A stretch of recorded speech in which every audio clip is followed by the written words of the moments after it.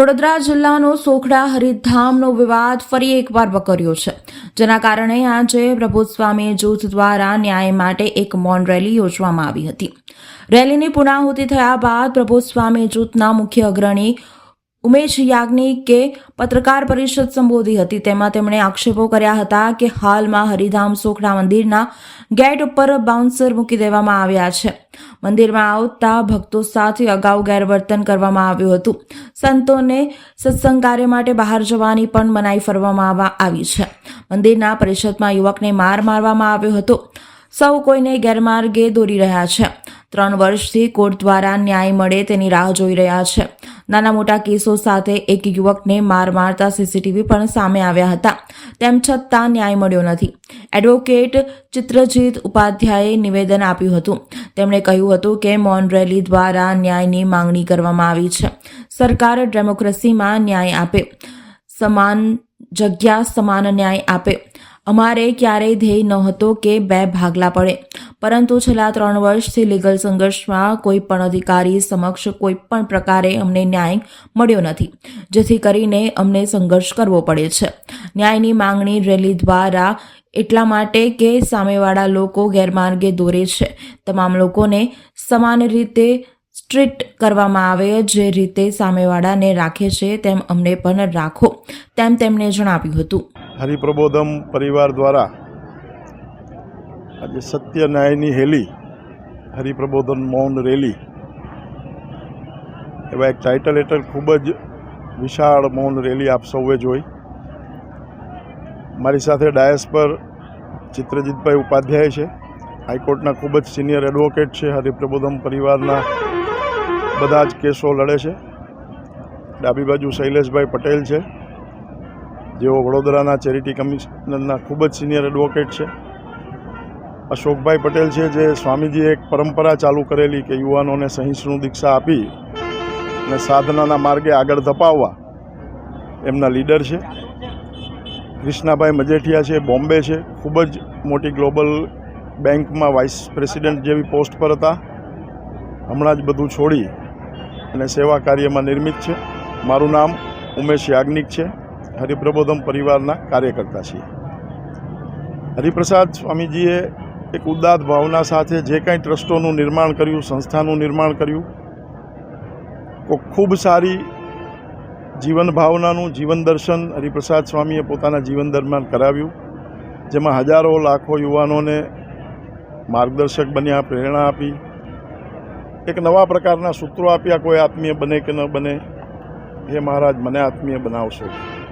સંપ સુરતભાવ અને એકતાથી જીવવા માટે સમાજને ખૂબ પ્રેરણાઓ આપી. સૌથી મોટી વાત એ હતી કે દરેક વ્યક્તિને એમણે એક ઇન્સ્યોરન્સ આપ્યો કે સાધુ હોય, સહિષ્ણુ હોય, સાધ્વી હોય કે અમારા જેવા ગ્રહસ્થો હોય, કે હું મારો છું, મંદિર મારું છે અને હું મંદિરનો છું, સ્વામીજી મારા છે અને હું સ્વામીજીનો છું. આવી કોઈ એથિકલ વેલ્યુઓ સ્વામીજીએ શીખડાવી.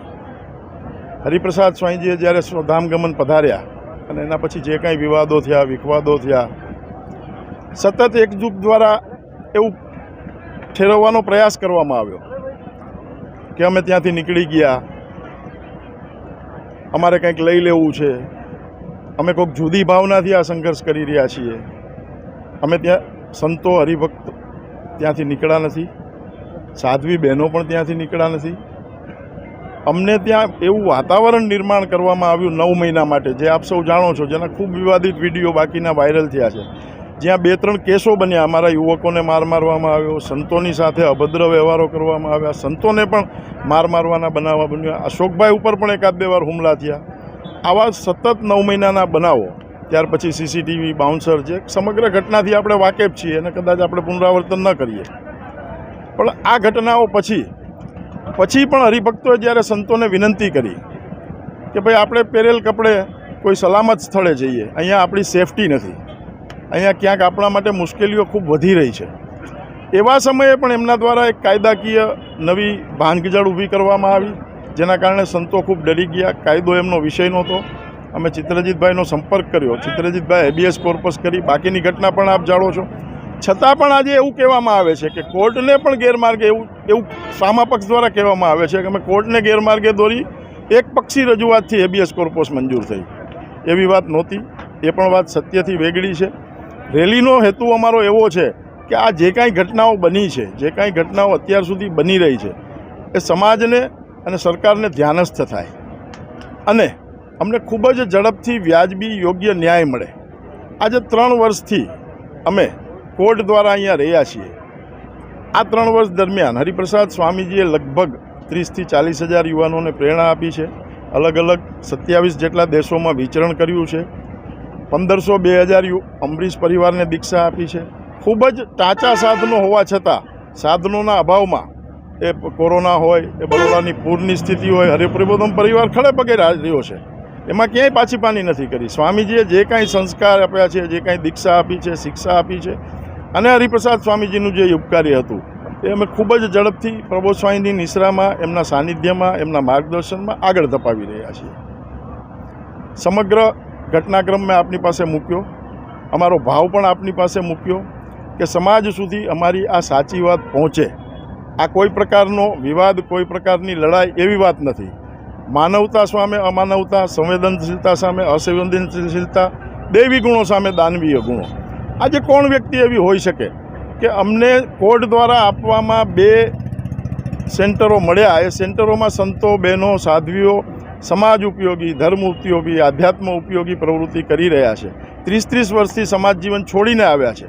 એમને ત્યાં પણ ન રહેવા દેવા મળે, ત્યાં પણ એમને રોડ ઉપર લઈ આવવા માટે સુપ્રીમ કોર્ટ સુધીની લડાઈઓ થાય. અને જ્યારે કોઈ જજમેન્ટ આવે તો એ જજમેન્ટને ખોટી રીતે અર્થઘટન કરી અને અમે હારી ગયા, અમને આમ થયું, હરિપ્રબોધમ પરિવાર આમ છે, હરિપ્રબોધમ પરિવાર તેમ છે. 3 વર્ષ દરમિયાન સમાજ જીવનને, સાંસ્કૃતિક જીવનને ક્યાંય પણ અશોભનીય ઘટના અમારા સંતો બહેનો દ્વારા બની નથી. સતત જાગૃતતાથી એનું ધ્યાન રાખ્યું છે. નાની મોટી ત્રુટીઓ રહી હોય તો એ ત્રુટીઓ પણ સુધારવા માટે આજે સતત અમે પ્રયાસશીલ છીએ. હરિપ્રસાદ સ્વામીએ જે સંસ્થાની સ્થાપના કરેલી છે તેને હંમેશા હરિપ્રસાદ સ્વામીએ એક પરિવારની જેમ ટ્રીટ કર્યો છે. અમારો ક્યારેય એવો ધ્યેય નહોતો કે આ પરિવારને તોડવું કે આ પરિવારના 2 ભાગલા કરવા. આજની તારીખે અમે એકમાત્ર પ્રિન્સિપલ ઉપર ચાલી રહ્યા છીએ કે ટ્રસ્ટની મિલકત છે, જે તમામ સંતોએ હરિપ્રસાદ સ્વામીના નેતૃત્વમાં આટલા વર્ષોની મહેનત કરીને ઊભી કરેલી છે, લોકોની સેવા માટે કરેલી છે, તો એ મિલકતોને, એ સંસ્થાઓને, એ લોકોના પૈસાને ધર્મામૃત અને સ્વામિનારાયણ સંપ્રદાયના નિયમો તરીકે ચલાવવામાં આવે, સંતોનું ધ્યાન રાખવામાં આવે.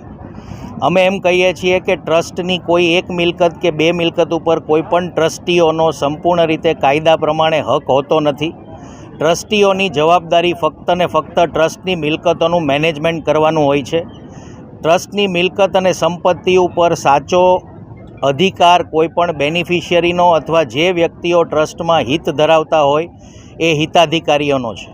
અમે એટલું જ કહીએ છીએ કે ધર્મામૃત અને શિક્ષાપત્રી પ્રમાણે સાધુઓ, સહિષ્ણુઓ, સાધ્વીજીઓ જે હરિપ્રસાદ સ્વામીના નેતૃત્વમાં જીવનનો ત્યાગ કરી, સંસારિક જીવનનો ત્યાગ કરીને અહીંયા આવ્યા છે, એ લોકોને પૂર્ણ સુવિધા મળે, એ લોકો ધર્મનું કાર્ય કરી શકે એવી એ લોકોને કમ્ફર્ટ લેવલ મળે, એના માટેની આ લડાઈ છે.